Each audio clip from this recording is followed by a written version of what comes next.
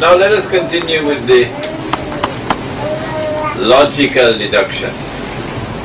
Our first, of course, is Dajjal can't be a horse, can't be a donkey, has to be a human being. Alright?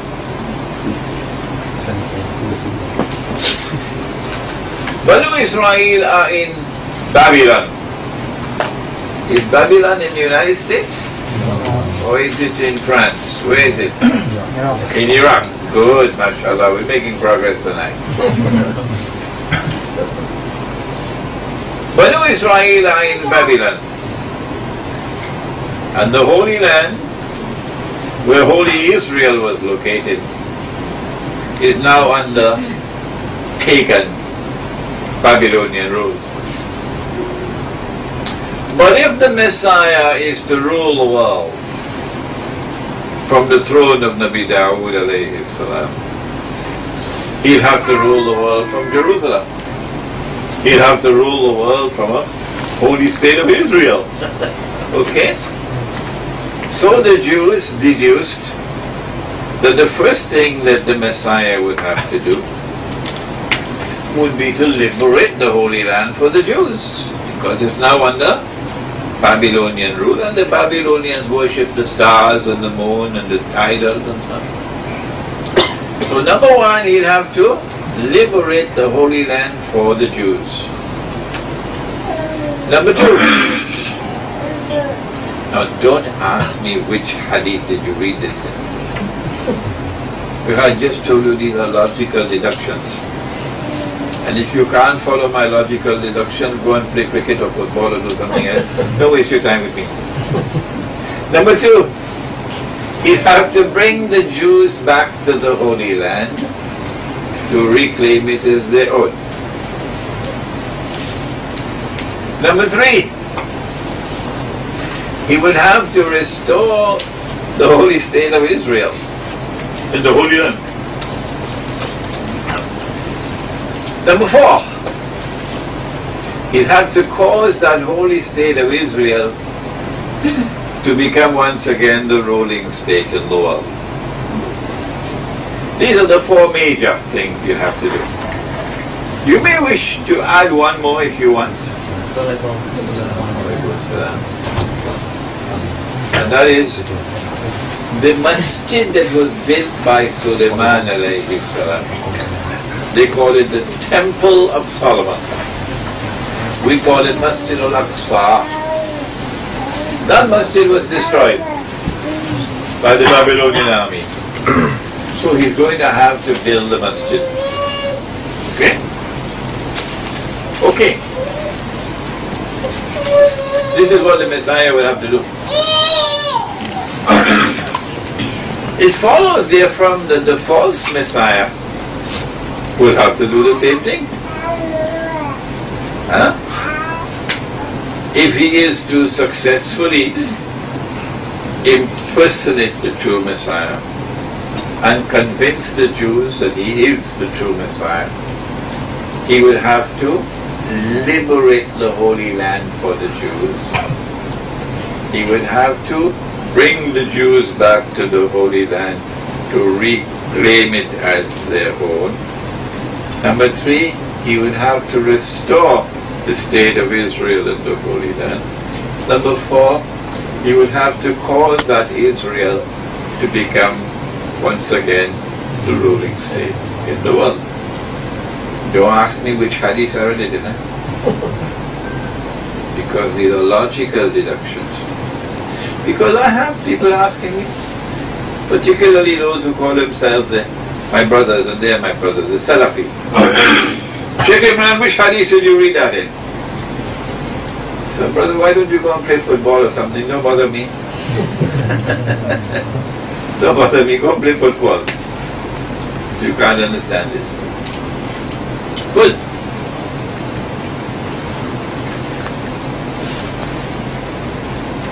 Nabi Muhammad alayhi salatu wasalam said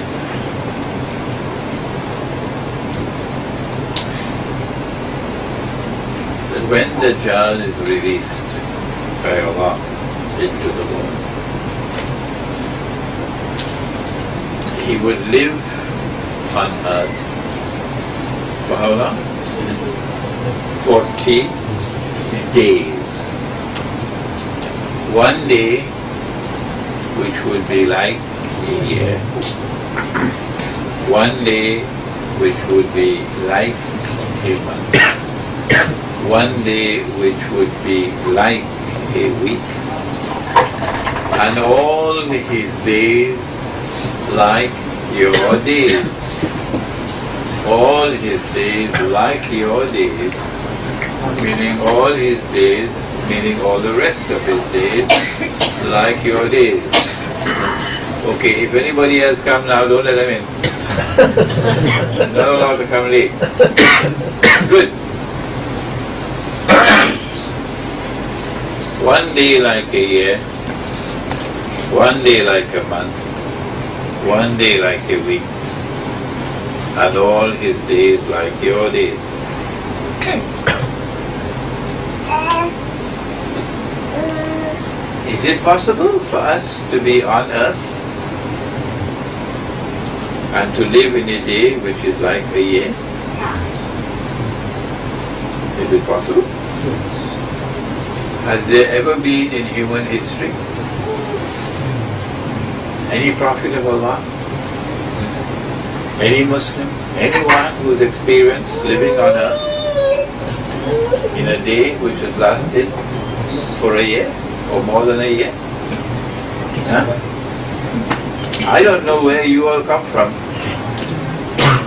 but I have never experienced anyone. I know of no one. I know of no prophet of Allah, none,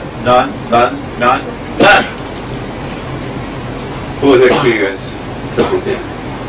I know that every single prophet of Allah, okay, lived in a world in which the sun rose in the morning and the sun set in the evening.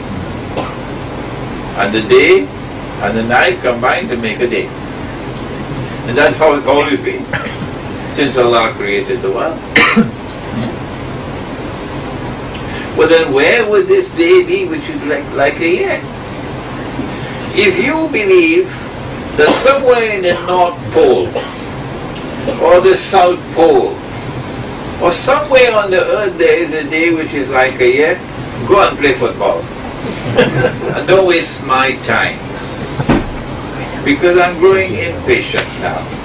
I'm impatient with this methodology. So don't waste my time. If you choose to believe that, go ahead and believe it. And just leave me alone with my students. We have a different way of approaching the subject. We said, are there angels on the earth? I mean, apart from your wives. Yes, each one of us has two angels. Do these angels live in our world of space and time? Are these angels subjected to day and night and so on? No. No. They are on earth, most certainly, but they are not in our world of time. So we're making progress now while you're playing football. Are there jinn on earth? Yes. I don't know how many you have in Brunei, but I know there are lots of them in Washington.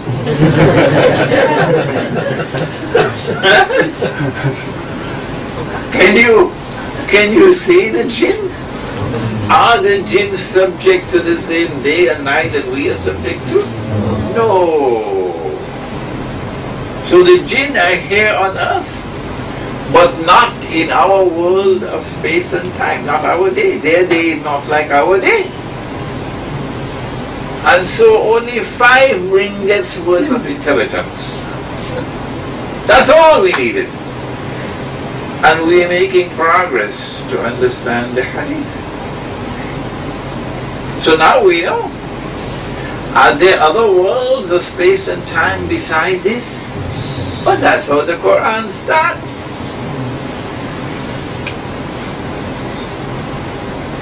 He it is who has subjected to you all that is on the earth. ثم استوى إلى السماء فسواهن سبع سماوات وهو بكل شيء عليم. This is the beginning of the Quran.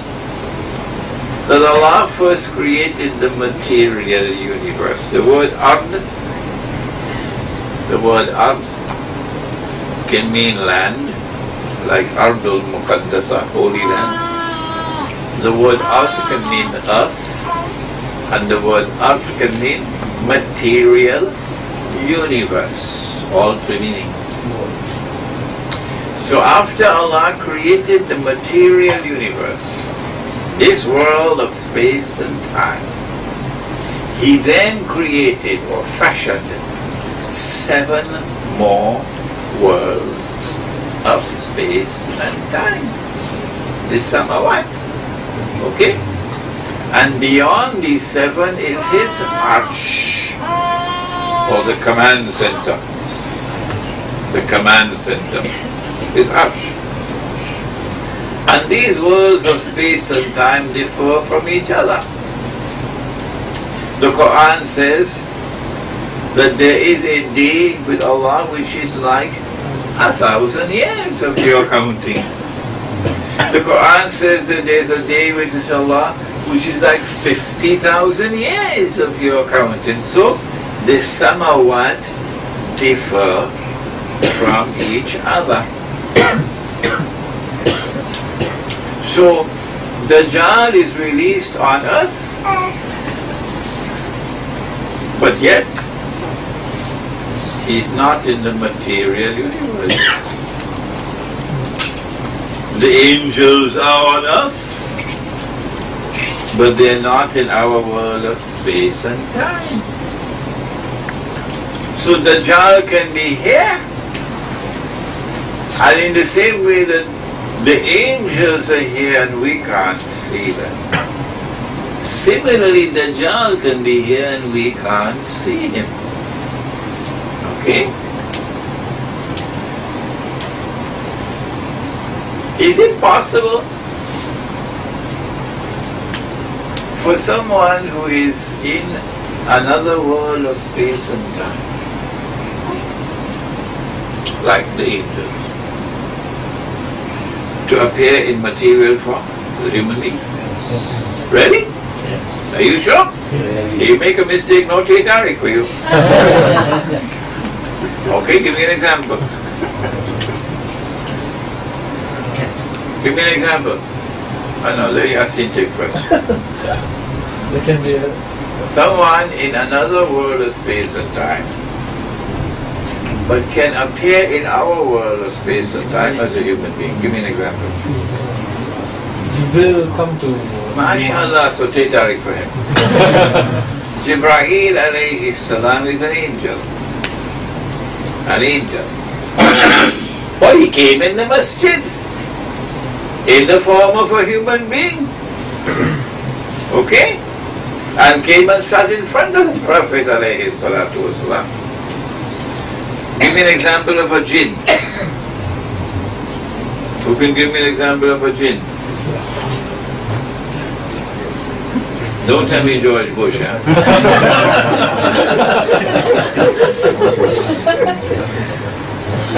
Iblis, the Quraysh met in a meeting to decide what to do about Muhammad alayhi salatu wasalam, because they couldn't tolerate his presence anymore. And an old man in a with a walking stick entered and joined the meeting. And when this one said, let's kill him, and that one said, let's do this, and he said, no. And then when one person said, let one man from each tribe surround his house, and as he comes out, all will jump on him. So no tribe will be by itself. So Banu Hashim will have to accept compensation. Huh? Then the old man said, that's the plan. And Nabi Muhammad alayhi salatu wasalam said he was Iblis. came in the form of a human being. And so although Dajjal is in another world of space and time, Dajjal can appear in our world as a human being, because the angel did it, the jinn did it. So now we say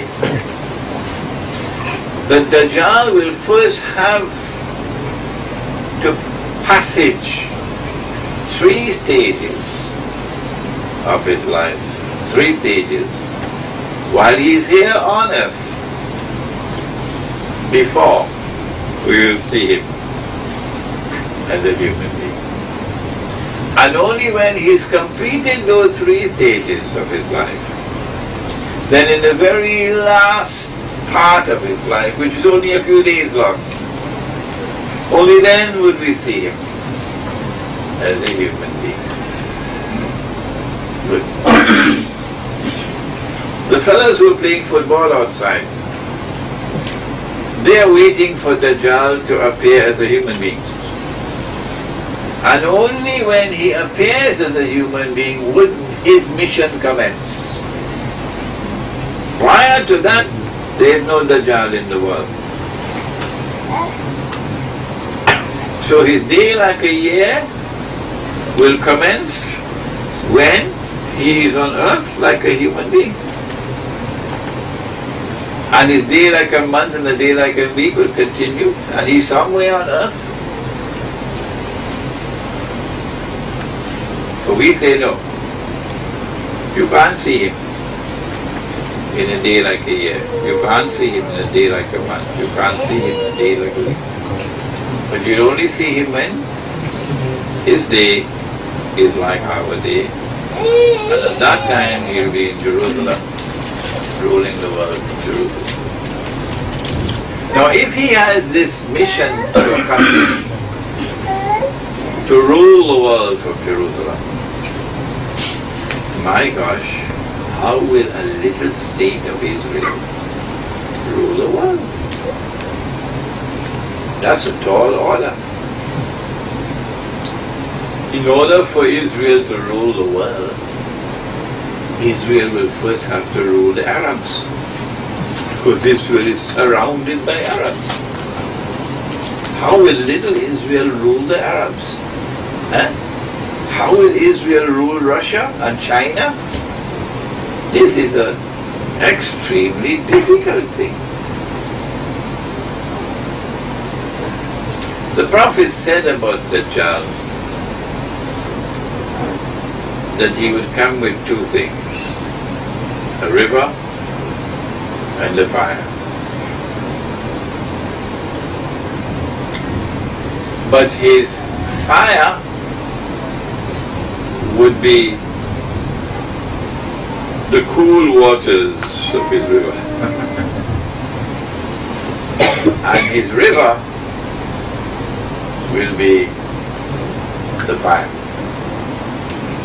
In this hadith, the fire symbolizes Jahannam and the river symbolizes Jannah. So Dajjal, which is with his PhD in deception, would take the road to Jannah and present it as the road to Jahannam. And he'd take the road to Jahannam and make it look like the road to Jannah. He does that every night on television. He takes the road to Jahannam and makes it look like the road to Jannah. And he takes the road to Jannah and makes it look like the road to Jahannam. He takes the truth and clothes it with the clothing of falsehood. And he takes falsehood and makes it look like truth. So he is the master of deception. The Prophet said والسلام, that Dajjal will get people to worship him instead of Allah. He's already doing that. A very famous scholar Islam in Pakistan. I won't mention his name. I have great respect for that man. Even as an old man and an outstanding scholar, that man was still waiting for someone to claim that he's God. So Dajjal said, Dajjal will claim to be God. When I told him, but Dajjal is already doing that, couldn't understand. Couldn't understand. Dajjal uses a number of weapons. Political weapons, economic weapons.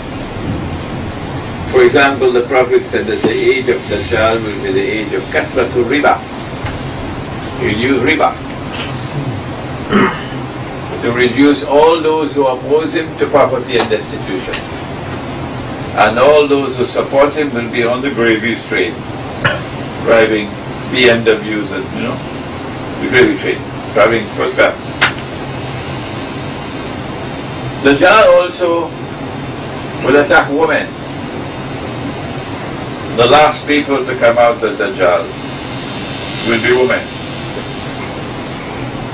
And a man will have to return to his home and his family and tie them down. His wife, his sister, his daughter, to protect them from Dajjal. And so a revolution in the world of women, a feminist revolution will come with Dajjal. But we want to return now to what we mentioned about the three stages. Do we have any indication when Dajjal is released on earth in his first stage? Where will his headquarters be? From which part of the earth will he launch his attack, although we can't see him? Yes, we do. I now want to introduce you to the hadith known as the hadith of dari. It's Sahih Muslim, a hadith of pivotal importance. We don't need to look to see whether the hadith is Sahih or da'if or reliable or unreliable, because it's Sahih Muslim. We don't have any work to do there.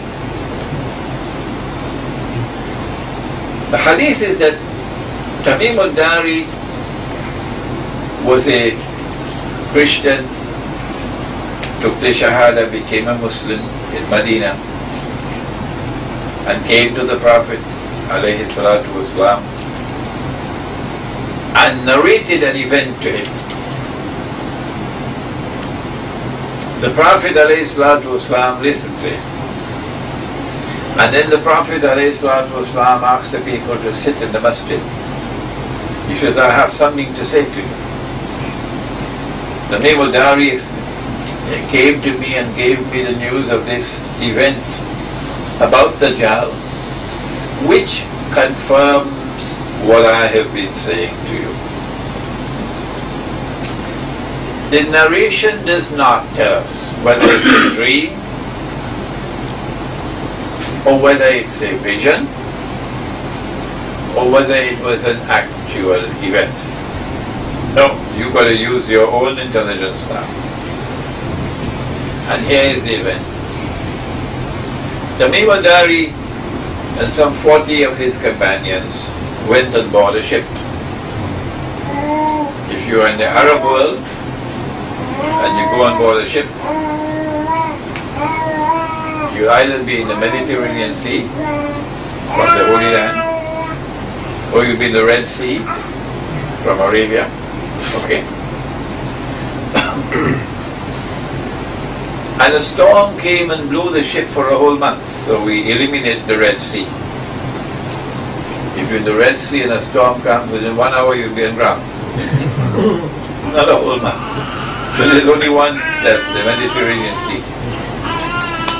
After 1 month, the ship reached land. Okay? And it was an island. An island. And now there are a number of clues which are given by which you can seek to identify the island. Is it possible from the Mediterranean Sea to go to the United States by ship? Oh, come on. Yes. American ships, hundreds of American ships over the last 200 years, leaving the United States to come and trade with Tripoli and Algiers and Cairo. How did they get into the Mediterranean Sea? There's a passageway at Gibraltar. Okay. They've been there for thousands of years. Good. Which is this island? They got off the ship and they went on shore. And they were confronted by a very hairy creature. So much hair, you could not tell which side was head and which side was tail. Much like in lower Manhattan, sometimes you can't tell who is a man and who is a woman. And then the beast began to speak and said, I am Jassasa. The word is in the Quran. Wala tajassasu, do not spy. Do not spy. Don't do work for the FBI against your own people, and every month you're getting a check from the FBI. A lot of them in the United States like that. Do not spy. So, this creature is a specialist in spying, Jassasa. And this creature conceals his true identity. Meaning that the hadith is telling us that this is an island with specialization in spying and espionage. And that this is an island with people who conceal their true identity. Okay.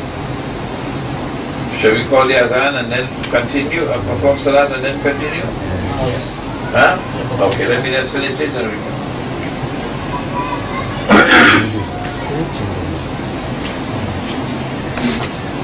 Jassasa then said to him, the Dari and pointing to a monastery which was lying in ruins. So we know that this is an island in which religion will eventually collapse. And he said, there's someone waiting to see you there. So they rushed because they wanted to get away from him. And when they reached to the monastery which was lying in ruins, they found this man who was in chains. His hands were chained to his neck and his feet were chained. And he began to question them. Who are you? Where are you from? And they said, we are Arabs. And he asked, has that Arab prophet come as yet who does not read and write and who is not a Jew? They said, yes. Are the people following him? They said, some are and some are not. He said, it is better for them to follow him. He asked, is there any water left in the Sea of Galilee? They said, plenty. He said, it's not going to last for long. And then he said, I am Dajjal. And when I am released, for up to this moment he's not released, I will enter every town and every city where he didn't mention Kampong.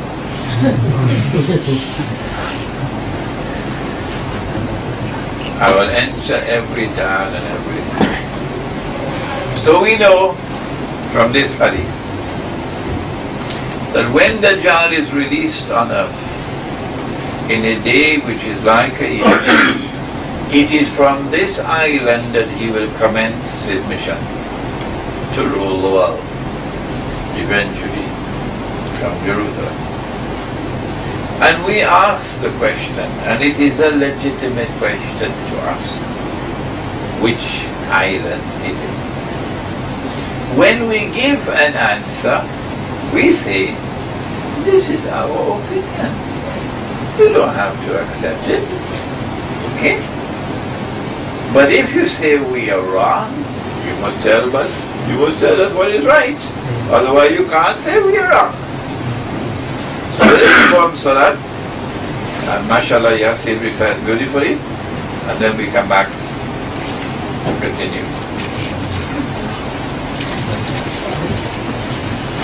We narrated to you the hadith which is known as the hadith of Dari, in which an island was mentioned. And we then attempted to identify that island, so that we would know that when Dajjal is released on earth in a day which is like a year, it is from that island that he will commence his mission to eventually rule the world from Jerusalem, while making Israel the ruling state in the world. And we asked, which island is it? And we found, number one, that this will be an island about 1 month's journey by sea from the Arab world. Number two, that it would be an island with expertise in spying and espionage, and it would conceal its true identity. Number three, that it would be an island in which religion will eventually crumble because the monastery is lying in ruins. And number four, it will have to be an island with a special relationship with the Holy Land in order to qualify. Because that's the mission, to rule the world with the Holy Land. I have given the answer in my book, Jerusalem in the Quran. And incidentally, I have, I think, 30 copies of Jerusalem in the Quran which have already arrived in Brunei, and we should get them tomorrow. That's Jerusalem in the Quran in English.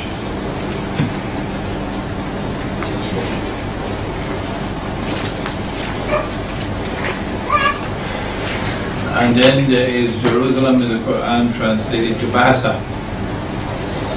And we sent 100 copies by ship.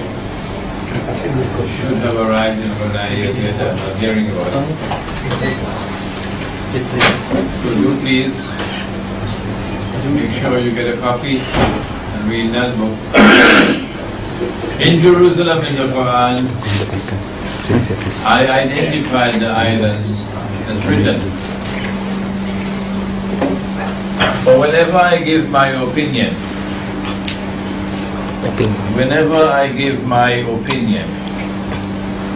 I always insist that no one should accept my view or my opinion unless and until you are convinced that it is correct.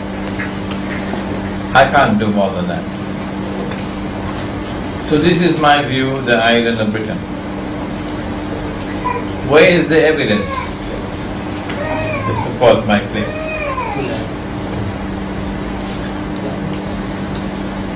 As evidence, I will point to the fact that it was the island of Britain which in 1917, October or November 1917, issued what is known as the Balfour Declaration,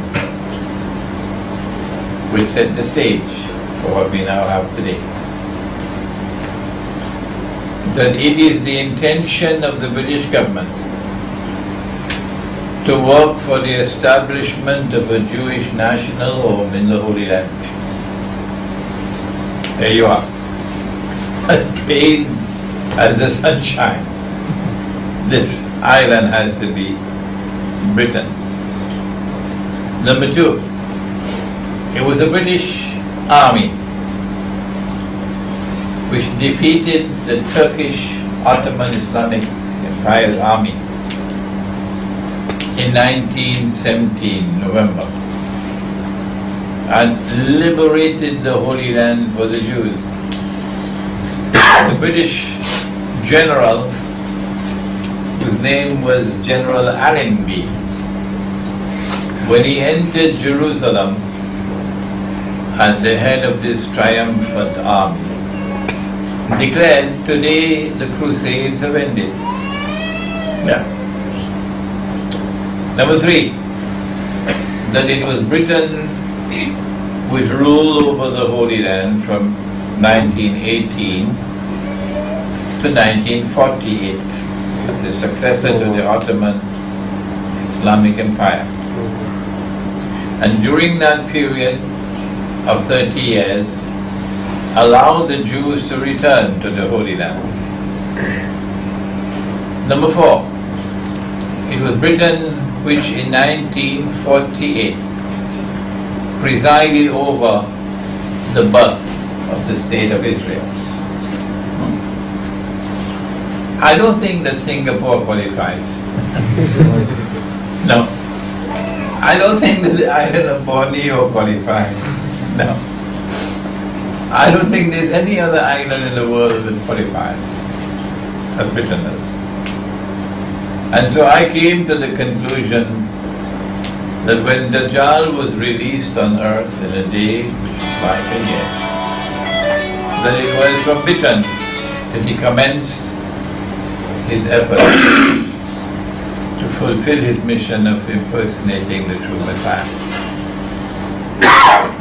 I noticed that during that time, when a day like a year was in progress, I noticed as a student of international relations that Britain became the ruling state in the world. And this was symbolized in an expression which was coined Pax Britannica. Pax Britannica. Britain rules the world. I noticed that there were no aircraft at that time, and wars were fought on land and on sea. But to control the sea was strategically more important than the land. And that Britain controlled every single strategically important naval port in the whole world. Okay? These things cannot be by accident. I noticed that Britain and Europe gained a military superiority over the rest of the world through a scientific and technological revolution, which when applied to military science gave a military power that the rest of the world could not match. You have one army out there with cruise missiles and helicopter gunships, and you have another army over here with bows and arrows. Huh? There's no match. No match at all.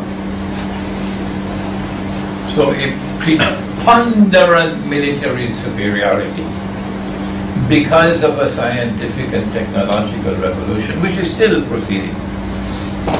And I noticed that Britain was the originator and the heart of the scientific and technological revolution. I noticed also that Britain ruled the world of money. when Britain was the ruling state. And Britain created a bank called the Bank of England. And then Britain started issuing paper money. Paper money. That previously you had a British sterling pound, which was a gold coin. And then now you now have a British sterling pound, which is made of paper. And I noticed that the same scheme was used to rip off paper. As soon as the Bank of England was established, within a few years, this Ponzi scheme collapsed because the paper was bogus. I noticed that Britain maintained and still maintains to this day an inexplicable obsession with the Holy Land. Yeah. The former British Prime Minister, Tony Blair, is still very active after having retired as Prime Minister on behalf of Israel. So, I then asked myself, well, how long did a day like a year last? And when will a day like a month commence? And the answer is, when Britain no longer rules the world. When did that happen? And I found that in 1914,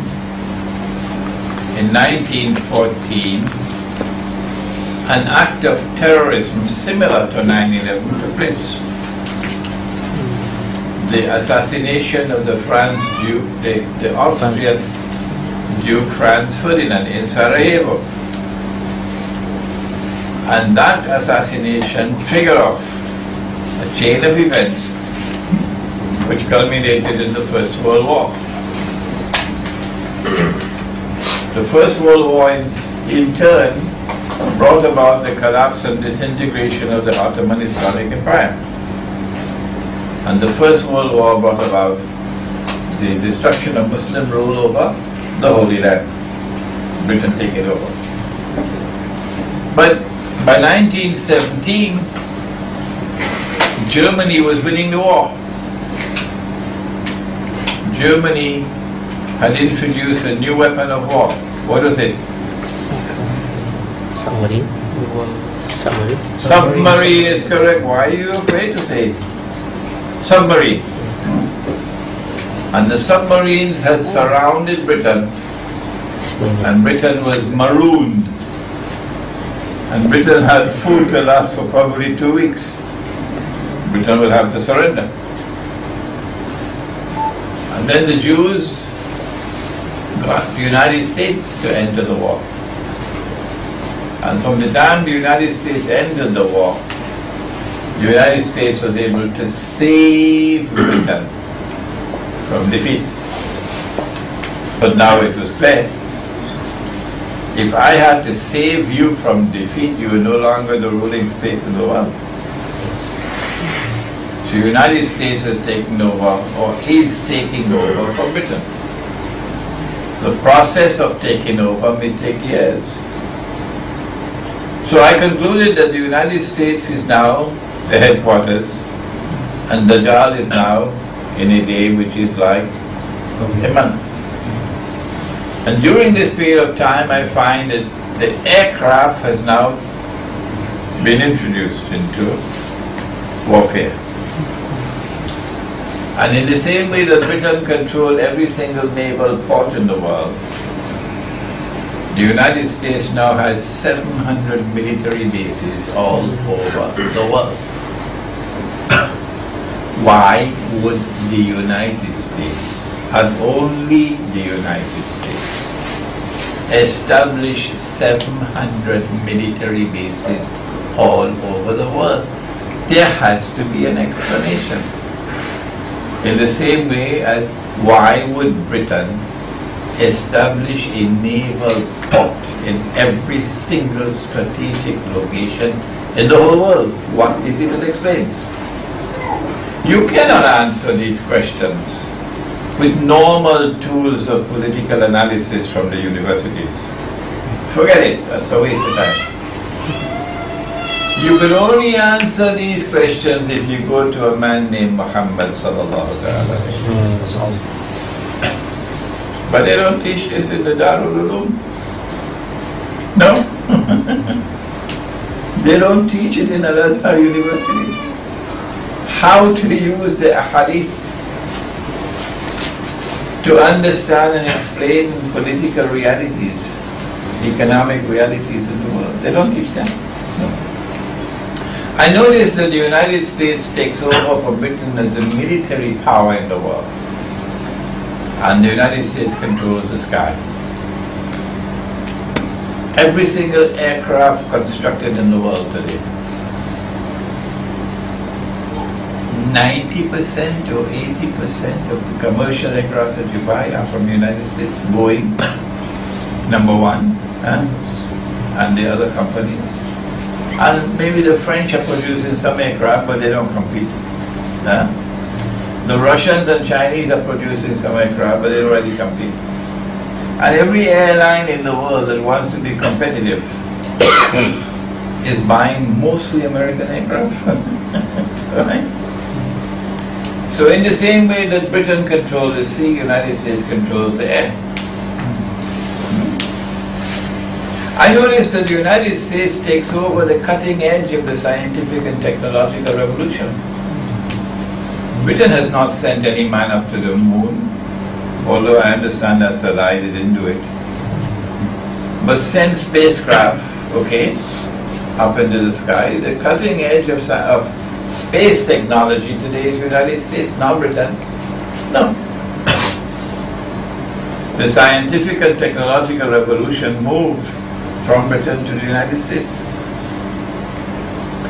And then finally I noticed that the United States took over the world of money. Britain no longer ruled the world of money. The sterling pound was no longer the international currency. And London was no longer the financial capital of the world. Now all of these things are observations. You have to observe. You're not going to find this in a hadith, You've got to observe what's happening around you and then tie it up with the hadith. The US dollar replaces the sterling pound. And finally I noticed the United States is the midwife supporting Israel in every single thing. Every single thing the United States supporting Israel. A mysterious obsession with Israel. No American politician dares to criticize Israel. Because if you criticize Israel, that is the end of your political career. And so Israel controls the United States. So I came to the conclusion that when Dajjal was in a day which is like a month, the United States was his headquarters. And then I came to the conclusion 10 years ago when I wrote Jerusalem in the Quran, that there are unmistakable signs that the United States is now in a state of decline. And that a day which is like a month is coming to an end. And so 10 years ago that book was published saying that a day like a week is soon to commence, and that a new state will emerge to replace the United States. The United States will collapse.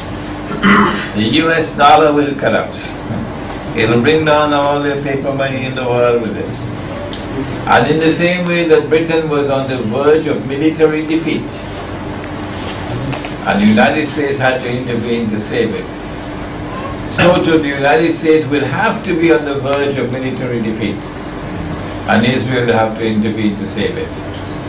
And that will mark the transfer of power. Maybe within the next 2 or 3 months we should see the attack on Iran. Israeli attack on Iran. The United States does not want Iran to be attacked. Because the United States knows an attack on Iran is going to lead eventually to World War. And the United States doesn't want to fight Russia. The United States much prefers to fight Libya. Oh yes. and Afghanistan and Iraq and so on, but not Russia. No, because if you fight Russia, you're going to get busted up. All the American cities are going to be lying in ashes. Yeah, they know that. And the Russians are not going to spare you. No, they'll treat you the same way you treat the Afghans. So the United States does not want Iran to be attacked, because it knows that an attack on Iran is going to lead to war eventually with Russia. But Israel wants the attack on Iran. So now the United States is doing all it can to try to prevent the attack on Iran. And guess what the Zionists are doing now in the House of Representatives? They are passing a resolution in the American Congress to prevent the President of the United States from talking to Iran, to prevent the US government from talking to Iran, to prevent all American government agencies from having any kind of a contact with Iran. In other words, they're putting Barack Obama in handcuffs. The President of the United States is paralyzed, he can do nothing. Who controls the United States now? Is it the government or the Zionists? Zionists. See? So the attack is coming. When the attack does come, among the many things that are going to happen from the attack on Iran is that there's going to be clear transfer of power from the United States to Israel. I don't want to keep you for another 2 hours yet tonight. So I'm cutting out a lot of analysis, plenty. When Israel takes over from the United States as the ruling state in the world, or if Israel is to take over from the United States as the ruling state in the world, you need more than bring the United States to the verge of military defeat and then intervene to help the United States to get away from defeat. You also have to establish Israeli political and economic dominion over the Arabs, because no Jew will accept that you're ruling the world if you're not ruling the Arabs. So now you'll be able to see, while they're playing football out there, let them play football. The Arab Spring has come, prepare the way for the Arab slaughter. There are Arabs who cannot understand that, and they're writing furious emails to me. Sheikh Imran, we respect you, but you are wrong on this. This is now the moment of victory. The Arabs are emerging, and the Khilafah is now going to be restored. Huh? That's their thinking. And I'm saying no, wrong. And we don't have long to wait to know who is right and who is wrong. We don't have long to wait. So I'm not going to engage in any debate with you. The Arab Spring is meant to prepare the way for the Arab slaughter. The Arabs will be decimated by Israel and by NATO. And when you look at the state of the ulama in the Arab world today, you will see that they are in a pathetic state. If you are scholars of Islam and you cannot even recognize the paper money to be an instrument created by the enemy to rip you off and reduce you to poverty and destitution, that the paper money is bogus, is fraudulent, is utterly haram, you're not supposed to be a scholar.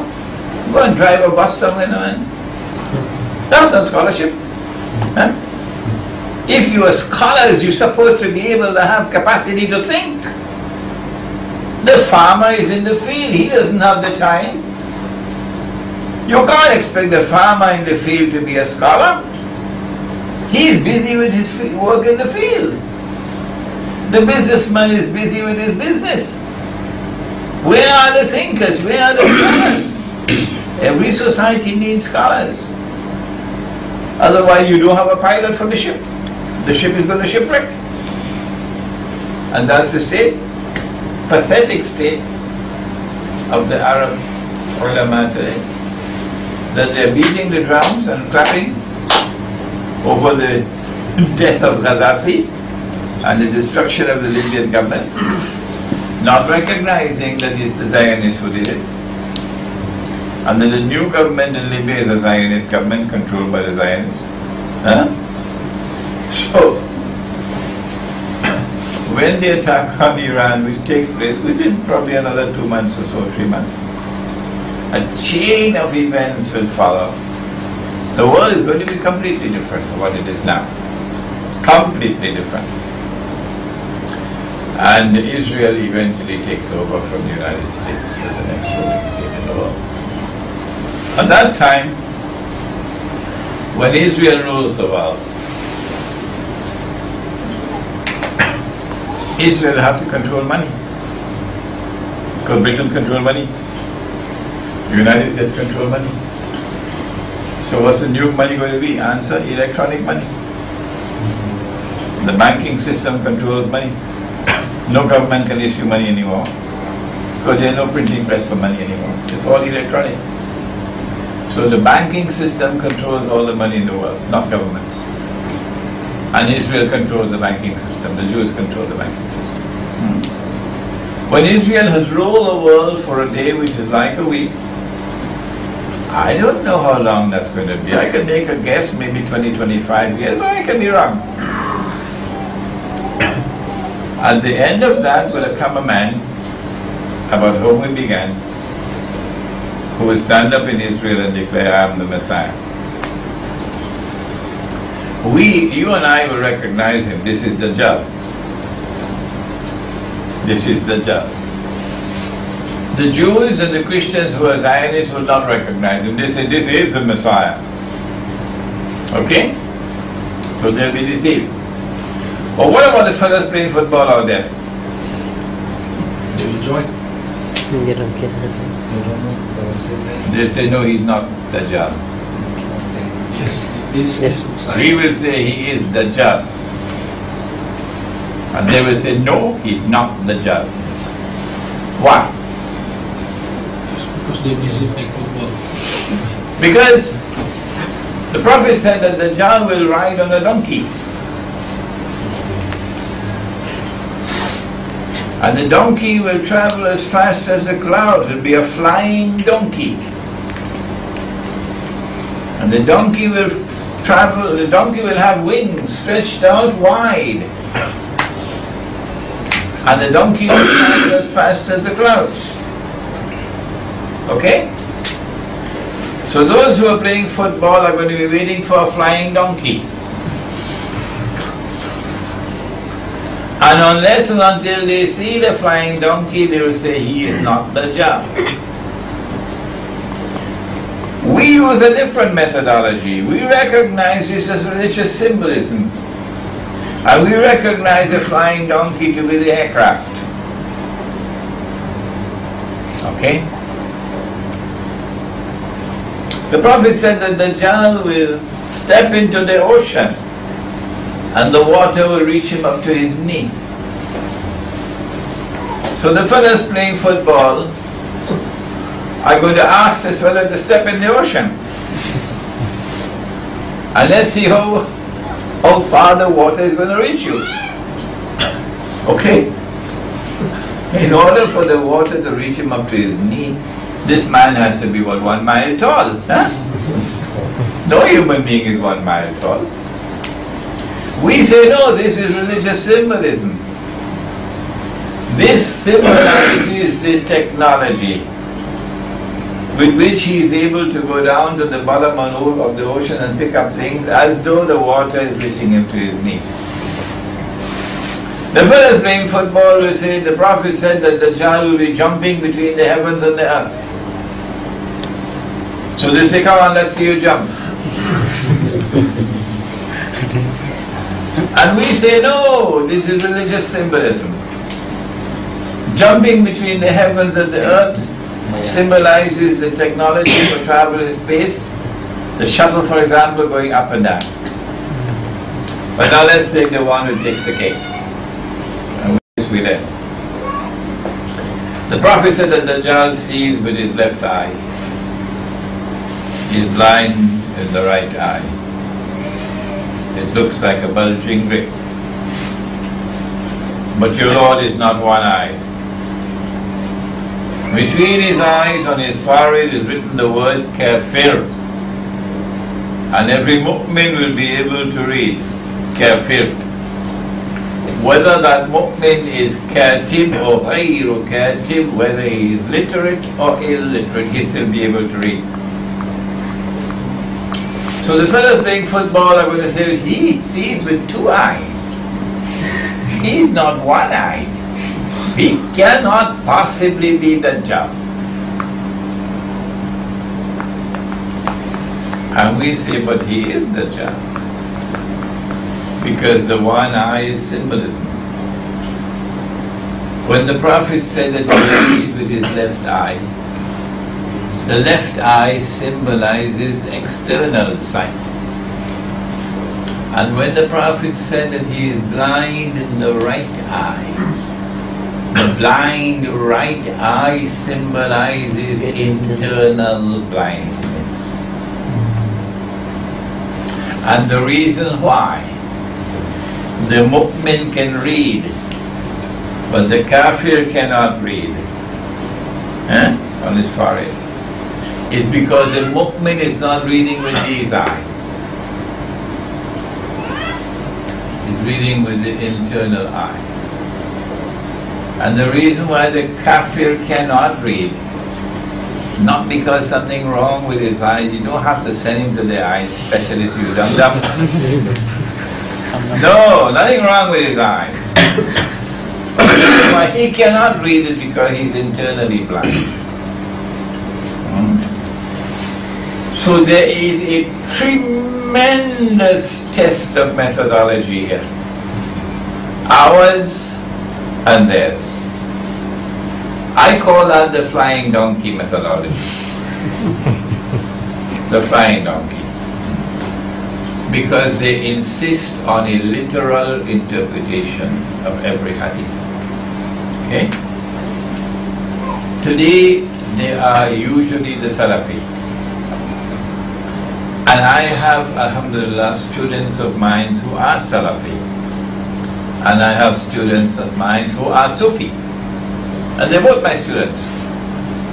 Because I'm able to embrace them all in one Jama'ah.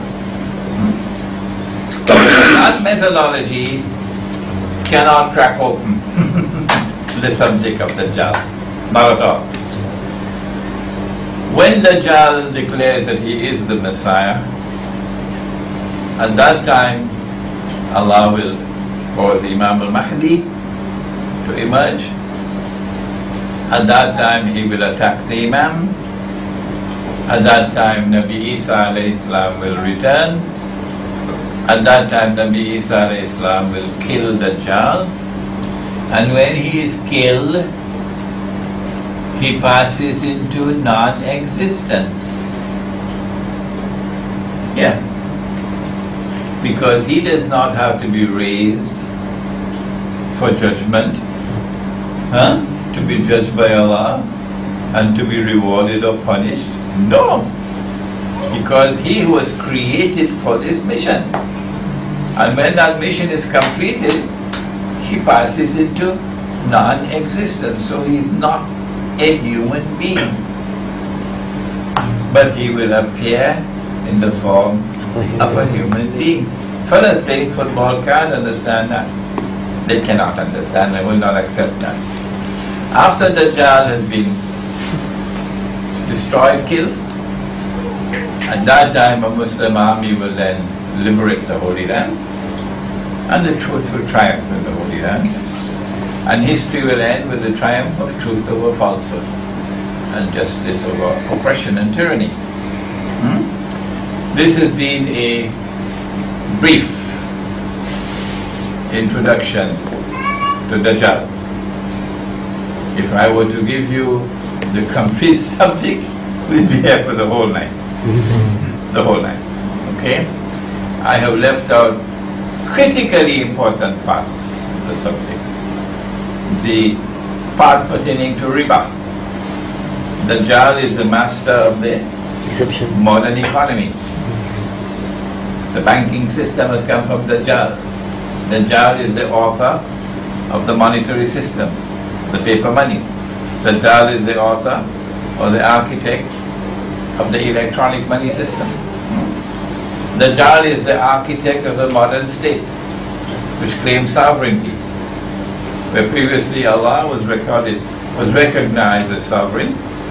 The farmer in the land, in the field, plowing his field, he knows A to Z, nothing about this. The businessman selling in the market, he knows nothing about this.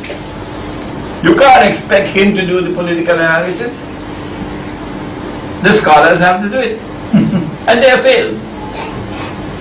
The modern state which has emerged out of Europe is built on the foundation of shirk. And all these so-called Islamic parties, the one in Tunisia that just won the election, and the ones in Egypt that are going to win elections next month, and the one in Kelantan, and the ones in Pakistan and so on. Islamic parties, political parties, functioning within the embrace of the secular state. Have you no sense? Have you no sense? Maulana Maududi rahimahullah, may Allah bless him, he was a great man, but he started it. A monstrous, monumental mistake to take the Islamic movement and transform it into a political party and fight elections and form alliances with all kind of dajjals. The modern feminist revolution has come from Dajjal. Oh yes. All of these things are from Dajjal. So I've left out all of that from the lecture just to give you this. Number 4. He had to cause that holy state of Israel to become once again the ruling state in the world.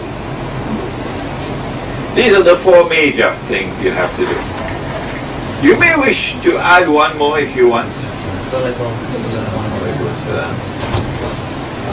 And that is the masjid that was built by Sulaiman alayhi salam. They call it the Temple of Solomon. We call it Masjid al-Aqsa. That masjid was destroyed by the Babylonian army. So he's going to have to build the masjid. Okay? Okay. This is what the Messiah will have to do.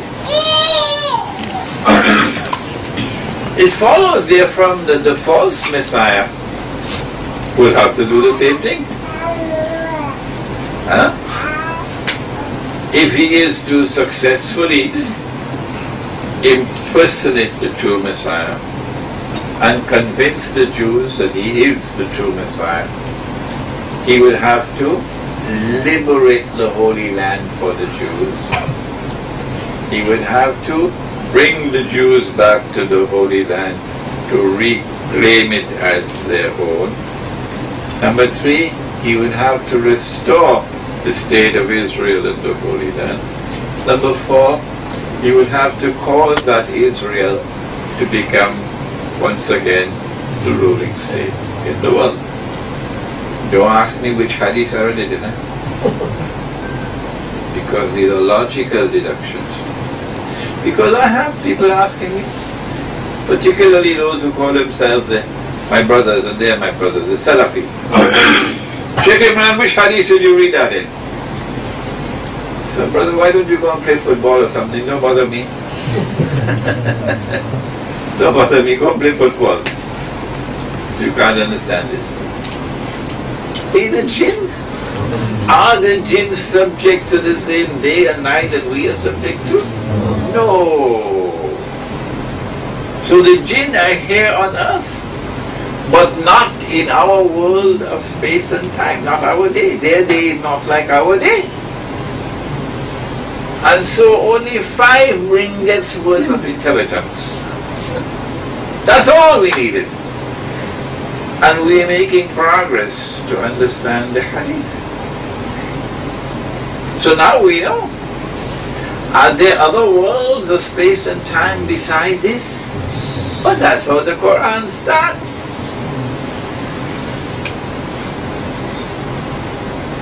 He it is who has subjected to you all that is on the earth. ثم استوى إلى السماء فسواهن سبع سماوات وهو بكل شيء عليم. This is the beginning of the Quran. That Allah first created the material universe. The word ard can mean land, like Ardul Muqaddasa, holy land. The word ard can mean earth, and the word ard can mean material universe. All 3 meanings.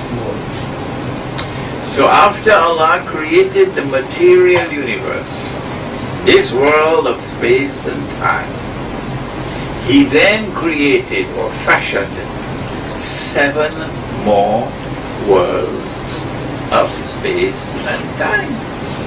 The samawat. Okay? And beyond these 7 is His arsh, or the command center. The command center. His arsh. And these worlds of space and time differ from each other. The Quran says that there is a day with Allah which is like 1,000 years of pure counting. Now let us continue with the logical deductions. Our first, of course, is Dajjal can't be a horse, can't be a donkey, has to be a human being. Alright?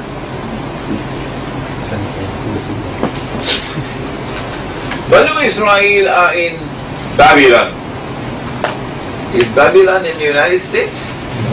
Or is it in France? Where is it? In Iraq. Good, mashallah. We're making progress tonight. Banu Israel are in Babylon. And the Holy Land, where Holy Israel was located, is now under pagan Babylonian rule. But if the Messiah is to rule the world from the throne of Nabi Dawood alayhi salam, he'll have to rule the world from Jerusalem. He'll have to rule the world from a holy state of Israel. Okay?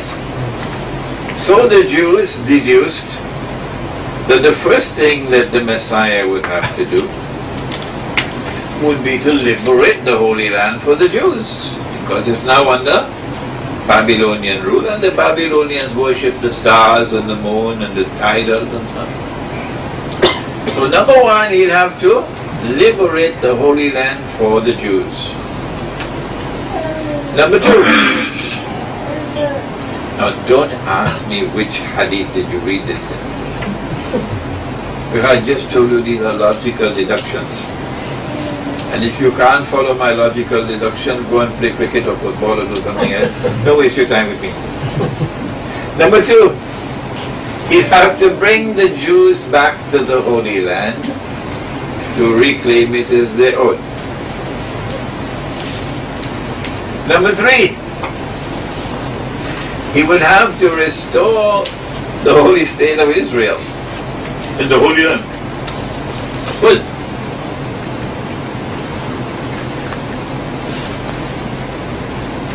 Nabi Muhammad alayhi salatu wasalam said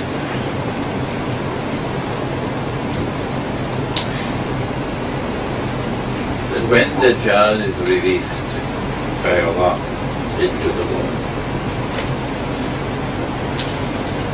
he would live on earth for how long?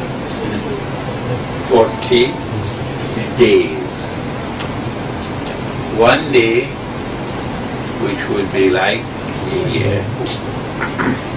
One day, which would be like a month, one day which would be like a week, and all his days like your days.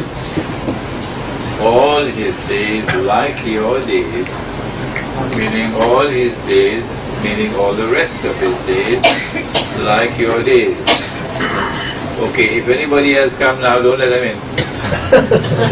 Not allowed to come late. Good. One day like a year, one day like a month, one day like a week, and all his days like your days. Okay.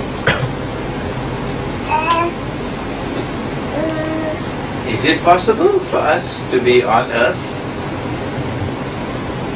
and to live in a day which is like a year? Is it possible? Has there ever been in human history any prophet of Allah, any Muslim, anyone who has experienced living on earth in a day which has lasted for a year or more than a year? Huh? I don't know where you all come from, but I have never experienced anyone. I know of no one. I know of no prophet of Allah, none, who has experienced such a thing. I know that every single prophet of Allah, okay, lived in a world in which the sun rose in the morning and the sun set in the evening, and the day and the night combined to make a day. And that's how it's always been since Allah created the world. Well, then where would this day be which is like a year? If you believe that somewhere in the North Pole or the South Pole or somewhere on the earth there is a day which is like a year, go and play football. And don't waste my time, because I'm growing impatient now. I'm impatient with this methodology. So don't waste my time. If you choose to believe that, go ahead and believe it. And just leave me alone with my students. We have a different way of approaching the subject. We said, are there angels on the earth? I mean, apart from your wives. Yes, each one of us has two angels. Do these angels live in our world of space and time? Are these angels subjected to day and night and so on? No. No.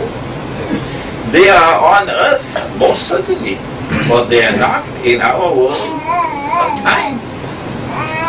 So we're making progress now while you're playing football. Are there jinn on earth? I don't know how many you have in Brunei, but I know there are lots of them in Washington.